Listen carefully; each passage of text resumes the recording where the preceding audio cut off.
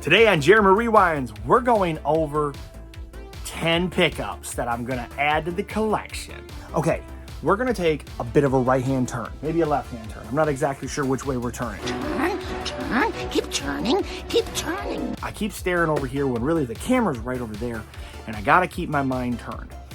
We are gonna take a bit of a change on the channel. Coffee. I really don't know exactly how else to say it. First off, what do you guys think? Oh, geez, well, Pete. Just put that anywhere, pal, yeah. Look at that. Got us some Star Wars action going on. It's a vintage style. It's not vintage. A buddy of mine got me it. Squirrel. We're gonna take a right-hand turn on the channel. I love doing these videos. Don't get me wrong. I am loving the appreciation, the subscribers. If you haven't, in the words of Austin, haven't ring-a-ling that ding-a-ling button yet, please do so. Shows me that you're enjoying what you're seeing. Hit the notifications, the bell, whatever it is, all those other stuff that YouTube likes, and let me know what you think down below the video. That being said, we're gonna take a little bit of a digression. Basically, last week's video was 30 minutes long. And those of you that watched it start to finish, from the bottom of my heart, thank you. I really, really appreciate it. Those that watched a little bit of it and got bored, that's where I like to do 10 to 15 minute videos. And I'm really trying to figure out where I can make videos that are enjoyable for the audience, that still gets across what I'm trying to do. I'm going to try to keep these things between 10 and 15, which has always been my goal, but I'm going to do 10 video game pickups. If I go through and I make part 1, part 2, part 3, part 4, it adds up too much of me trying to shovel everything in, because if I'm out and about and I see a garage sale and I'm like, holy moly, I picked up a huge stack of 20 PlayStation 2 games. I picked up 15 Xbox 360 games. I bought a whole collection of games.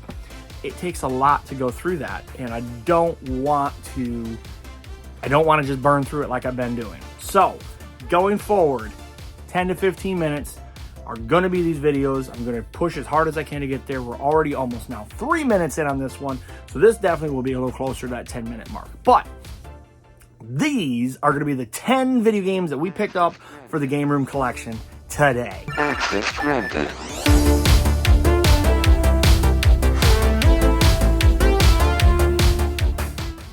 Working our way from newest to oldest. And you guys tell me down below what you think of how I'm gonna do this. If you like it, tell me. If you don't like it, tell me. I have asked people to give me feedback on things, people that have watched my channel, people that haven't watched my channel. Everybody is always nice. I was watching Phoenix Resale the other day on his Phoenix Resale talk about the haters. And I want to see both sides of the coin, because I want to grow this channel. I want you to enjoy this as much as I do putting it together. That said, here we go. Starting with number 1. We're adding a Switch game called Bug Fables: The Everlasting Sapling. It's a limited run game. You can see right there. It is number 105. Not that it probably makes any differences, but it's 105. And it has a really cute little manual. I wish Nintendo actually did like manuals and such. The game's not in it because I keep all my Switch games in a really cute little like Game & Watch style case. Holds a ton of games. Anyways, Bug Fable is a super cute little RPG game where you are these little creatures, like little bugs basically, I shouldn't say little creatures, you're little bugs. And you have to help the general bug population by doing puzzles and figuring out how to save it, I guess. I don't know. It looks like a cute game. I'm not a huge RPG guy. I didn't think this was going to be an RPG game. If I had known when I bought it, it was an RPG game, I would have just left it on the shelf. I'm not a big RPG guy. Sorry. You already know I'm not a huge Zelda fan, and I'm not really a huge RPG guy, but RPGs, people like them. So who knows? I think I only paid like 20 bucks for it. Number 2, Bolt Gun. This is Warhammer 40,000 Bolt Gun. This is, I think what they refer to it as is like a boomer shooter. It is super cool, super fun, very 80s, like, is it 80s? 90s? Whatever. Doom, basically, is what it looks like. It is extremely gory. And you're on like a planet that has like acid spitting frogs and aliens and things like that. I saw some gameplay. Metal Jesus, I think, was talking about it in a video that I was watching not that long ago. I figured, you know what? I'm not huge into FPS because they always have made me sick in the past, but I really thought this looked like a lot of fun. I was going to try it out, and so far, hasn't made me sick. I've been enjoying it. Nice and smooth graphics, but it is goofy, comical. This guy like taunts his enemies, and it's just fun. And it's just the over excessive when you blow up an alien, how they just explode everywhere. So super fun, super cool. Paid $25 for it, brand new online. Super happy about that. Number 3, Unravel 2. So Unravel 2, this is still factory sealed. I don't know if you can see that or not, but anyways, it's still factory sealed because I haven't had a chance opening it because I've been playing Bolt Gun. And Bulgaria was, or the other one, the limited run game was already used. Anyways, Unravel 2 is basically where you cut ties with the past, new bonds are formed, create relationships with other Yarnies in a local cooperative single player, and fastening friendships and support as you solve challenges together. Hopefully, I heard it's kind of, I think this was the one I heard that was kind of Metroidvania-like. I think this was it. Maybe not. May not be. Maybe getting that wrong. But it looked like a fun game. I got it at Best Buy for 20 bucks. Hopefully it's a lot of fun. Number 4. Hollow Knight. Let's see if you can see that right there. There you go, Hollow Knight. So Hollow Knight, and this one also got from Best Buy. I think I paid 30 bucks for it. 4 giant content packs. Includes 4 giant content packs right there at the bottom. Anyways, this one, according to my nephew, is one of the top 5 on his list. So I'm looking forward to playing it, but he did say that this one was very much Metrovania. I don't know. I don't know. Is that how you say it? Oh, brave the depths of the Forgotten Kingdom, forge your own path in Hollow Knight, epic action adventure through a vast ruined kingdom of insects and heroes. What's with all the bugs? That completes the Switch that I had picked up in the last few weeks. Moving into a little bit of an older era, but one of the ones that is nearest and dearest to my heart, the Sega Genesis. Number 5. We've got Outlander. Now this game looks like a Mad Max kind of thing. You can tell by the front there, you got like the bad guys with their car. I don't know, some guy's leg and half of a tire. Anyways, here's the back of the box. You can kind of see it's definitely a first person like racing kind of game. I don't know, it looks kind of cool. I'm gonna say it's maybe like Road Rash, maybe. It says there's no turning back. The hope of the human race is riding on you. You're their only chance to survive. It's kind of like Star Wars. You're my only hope, Obi-Wan Kenobi. Anyways, it is CIB. I don't know if it'll pop open here. There it goes. You can see right there, CIB. It's the only way I collect, especially Genesis. And yeah, I'm looking forward to playing it. Got a good deal. Don't honestly remember what it was. Honestly, I bought these things such a long time ago, I really couldn't even tell you. It was such a long time ago. But I have my margins, so we'll go forward from there. Next one I picked up, what is that? Number 6. We have Star Trek, The Next Generation, Echoes from the Past. You get to play as Space, the Final Frontier, the USS Enterprise races an evil Romulus force to control the ultimate law and order device. So basically you are going to be battling the bad guys with the Enterprise, and you're going to be joining forces with Jean-Luc Picard and the crew of the Enterprise to solve mysterious tests. I don't know. It looks like chess a little bit in the bottom down here. Kind of looks like a neat game. We will find out. It's in great shape. It is CIB, like I like it, and we rock and roll from there. Next one we're going to talk about, which was number 7. Centurion, Defender of Rome. This is one of those bigger boxes that Electronic Arts right there,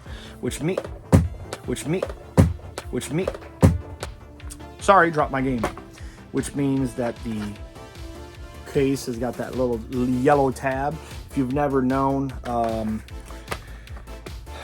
do some research on it. It's actually kind of fun knowledge, learning about these game companies and what they used to do to try to get around. They basically took Genesis stuff, they backwards engineered it to where they could run their software on the Genesis. And that's how we got EA Arts, or at least how they started their thing here. Lead the greatest invasion of all time, conquer the land, rule the seas, build a mighty Roman Empire. It's very, very cool looking. I can't wait to try it out. We'll see, but it's very much like you control the attack, win colossal races, conquer, invade, plunder. It's a little like Risk sounding, but it's a very, very cool looking game. Excited to have it in the collection. Moving on to number 8. We have Shadowrun. Now this was, with all these other Genesis games, we're at a store that I like to go visit. It's a friend of mine, very, very good guy, and always wish the best for him. And when he gets new stuff in, he posts it onto his Facebook page. If it's something I'm interested in, hey, can you help me out? And hold that till Saturday when I can get there. Absolutely. Guy's always killer. Shadowrun, pick this up from him. This is to slip into the shadows for the ultimate adventure. The year is 2050, and the megacorps rule by power of information. Power of information.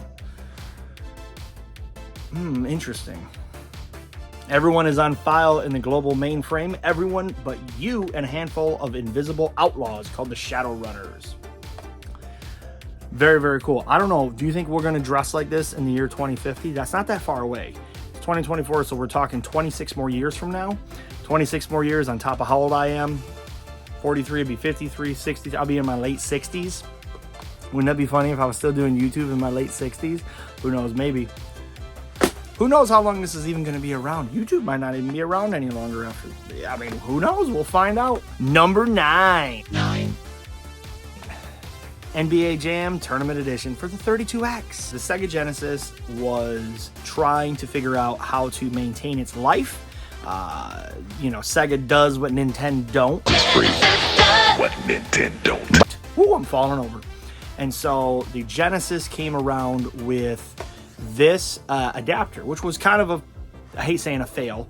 And a lot of the games that were supposed to be 32 bits, because the Genesis was 16 bits, really didn't look any different. Not sure what they were trying to do. And it's just like the Aladdin for the Nintendo. I think it was supposed to be some kind of like enhancer system, if I'm not mistaken. And it really did the same thing. They were really the exact same, no difference. So we'll see. But I didn't have this on the 32X. I do have a nice 32X collection so far of quite a few games, but it's not a huge library, but I wanted to add this to it. It is CIB. So I'm excited. It has the hang tab, has all that fun stuff to it. And number 10,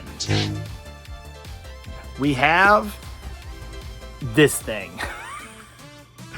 It's by Radio Shack, and it's actually for the Tandy. This is for the TRS 80. I don't know if you can see that right down there. It's for the TRS 80. I bought this from my guy out there on the other side of Orlando. I bet you did not know. I knew, but I bet a lot of you did not know that video games at one time, look, there's even the manual, came on cassette. How cool is that? I mean, look at that. These, I mean, you could rock out some Bon Jovi or whatever on your cassette, and then pop in Defense Command. Anyways, it was a neat little thing. I watched somebody just the other day. I don't know if it was like this for this system because I've not Googled it yet. Maybe I'll put some pictures of what the system looks like, and maybe even what the pictures of this look like. But I thought it was super cool as a shelf piece. Because it is so old, it's on cassette, and the thing that I was watching the other day, basically it was like for the Atari, and he put this adapter into his Atari 26 or 7800, whatever it was, and then it would have a cord that came and plugged into your cassette player, and then you would put this into it, and you would turn it on, you turn your Atari on, then you turn this thing on, and it would, through the ones and zeros that were like basically imprinted onto the cassette tape, would travel through into the Atari, and it would almost like download the game.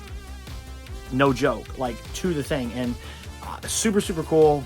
really neat how that kind of stuff worked. And then once it's done, you could turn your cassette off and play the game, and it loaded it into the RAM, into the Atari. And I would assume this probably works the exact same way, but that's really, really cool for the history of it. You can see here's some of the gameplay on the back of it. Stellar Escort there and Defense Command down there below. I mean, it's very much like Atari graphics. I mean, you got to think about it. This thing was from, what year was this? 1983. So this is like when Nintendo was just coming out. So this is pretty cool, but this is computer based, obviously, because it's by the Tandy system. What I also love about it is the Radio Shack thing at the top, like I said. For your TRS-80 models 1 and 3, 2, you're out of luck.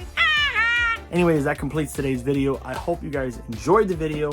Tell me, what do you think of these 10 video pickups that it's my intentions to do? Do you think it'll be a good idea? Do you think it's a bad idea?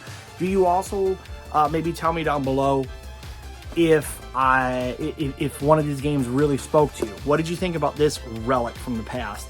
And we'll go forward from there, and I'll see you guys next time right here on Jeremy Rewinds.